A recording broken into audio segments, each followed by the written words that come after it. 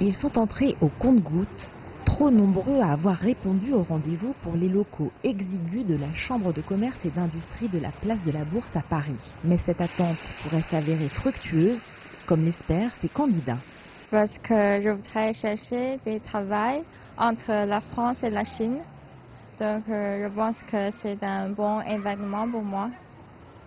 Aujourd'hui, j'utilise plus du tout mon chinois et passé la petite cinquantaine, j'avais envie de m'y remettre. Donc j'ai refait mon CV, je l'ai mis sur pas mal de réseaux et donc je me suis déplacée là juste derrière pour essayer de me mettre en contact et de réutiliser donc le mandarin. Alors, le mandarin, la clé qui ouvre les portes de l'emploi? Oui, mais pas seulement. Car si la langue est nécessaire, c'est aussi la connaissance d'une autre culture qui peut faire la différence. Qu'est-ce que viennent chercher ces entreprises? Elles viennent chercher des gens qui sont biculturels, qui connaissent les deux côtés, à la fois la Chine, sa culture, son environnement de business et aussi au niveau européen la même chose. Ils viennent avec des langues pratiquées, 2, 3, 4 langues parfois. Tout ça fait des futurs collaborateurs très efficaces pour développer les affaires. À condition, bien sûr, d'avoir une bonne maîtrise des deux langues. Oui, je pense, oui, les gens vont dire peut-être comme dit, quand on est étranger, c'est pas facile à trouver un boulot.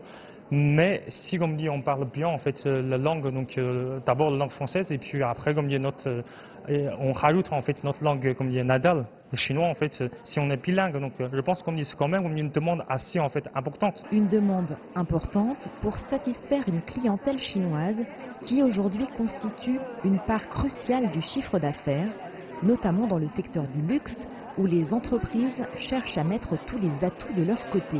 On a une clientèle chinoise assez importante et c'est des clients qui sont importants donc pour nous, à qui on veut fournir un service personnalisé. Donc ça passe aussi par des personnes sinophones et qui connaissent aussi la culture chinoise. C'est aussi le cas de cette boutique parisienne de prêt-à-porter pour qui les consommateurs chinois constituent 60 à 70% du chiffre d'affaires, bien consciente de la nécessité de s'adapter avec des conseillers de vente sinophones, mais aussi l'utilisation de l'application WeChat. Aujourd'hui, on s'en sert principalement pour montrer nos collections, communiquer avec notre clientèle, et on a déjà beaucoup de followers, comme on dit, sur ce compte, qui nous suivent, qui interagissent avec nos photos, nos vidéos et nos collections. Et ça nous permet de réaliser des ventes et on en est très content.